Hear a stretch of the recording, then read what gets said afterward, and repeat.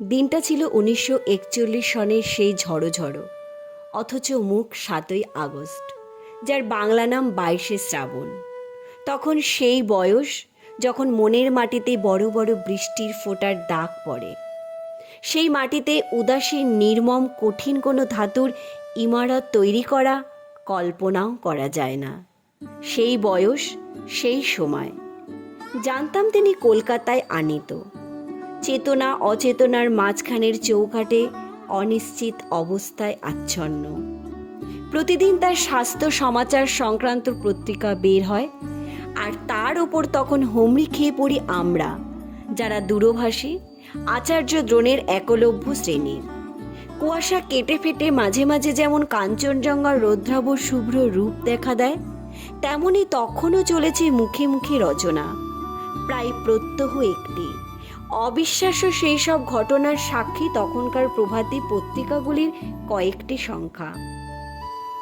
আর অজ্ঞাত অগণিত আমরা তখনও কি সেই প্রত্যাশা করছি না যে পরম আশ্চর্য কোনো প্রত্যাবর্তন ঘটবে, কিংবা সত্যবানের মতন তারও প্রাণ প্রত্যার্পণে বাধ্য হবেন একালে সেই মৃত্যু অধিপতি?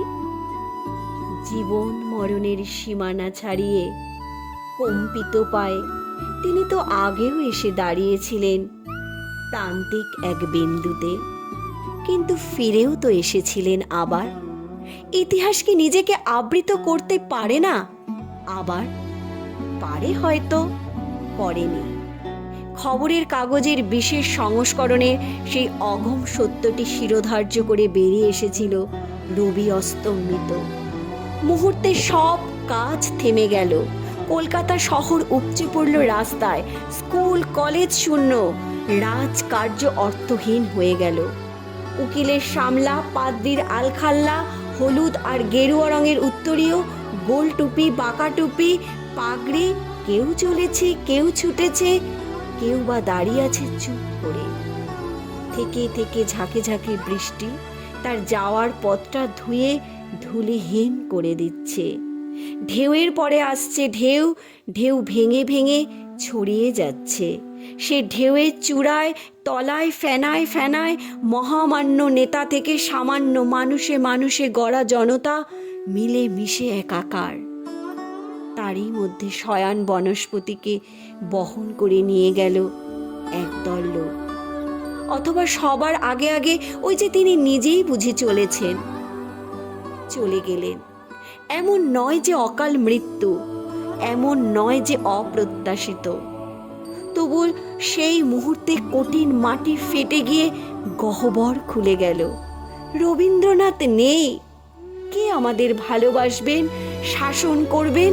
কাকে আমরা উত্ত্যক্ত করব সেই সব তুচ্ছ দাবি নিয়ে, যা শুধু তারই হাতে রত্ন হয়ে উঠত? স্বদেশের সংকটের সময় কে আমাদের পরামর্শ দেবেন, তর্ক যুদ্ধ মিটিয়ে দেবেন কে? জগৎটাকে এনে দেবেন আমাদের দরজায়, আমাদের নবজাত সন্ন্যতির নামকরণ করবেন, আমাদের জীবনের ও প্রতিষ্ঠানে গুলিতে অর্পণ করবেন স্বীয় মর্যাদায়। এতক্ষণ শক্ত ছিলাম, না পাচ্ছি সদ্য সৃষ্ট শূন্যতাকে পূরণ করতে, না আছে শক্তি, তবু শূন্য শূন্য নয় বলতে।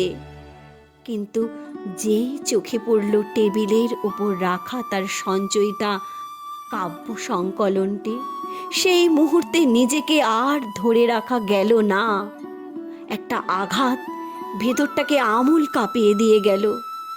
যেন এই দেখাটুকুর অপেক্ষায় ছিলাম, প্রয়োজন ছিল sweet my child I live for the বলে ভেঙে পড়া জননীর মতো। কতবার পড়া তার কবিতাগুলোকে মনে হলো অনাথ, পিতৃহীন। স্রষ্টার অন্তর্ধানে তার সৃষ্টি কি করুণ।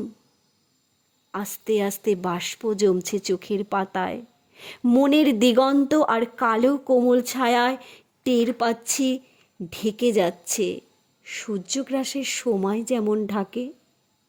অঝোরের বর্ষণ তখন আর বাইরের প্রকৃতিতে নেই, সেই জলধারা ঠাঁই নিয়েছে ঘরে ঘরে, টলমল মনের পরে মনে। পরিবেশ যখন স্নাত, স্নিগ্ধ, তখন বর্ণি মানে চিতা জ্বলছিল গঙ্গার কোলে।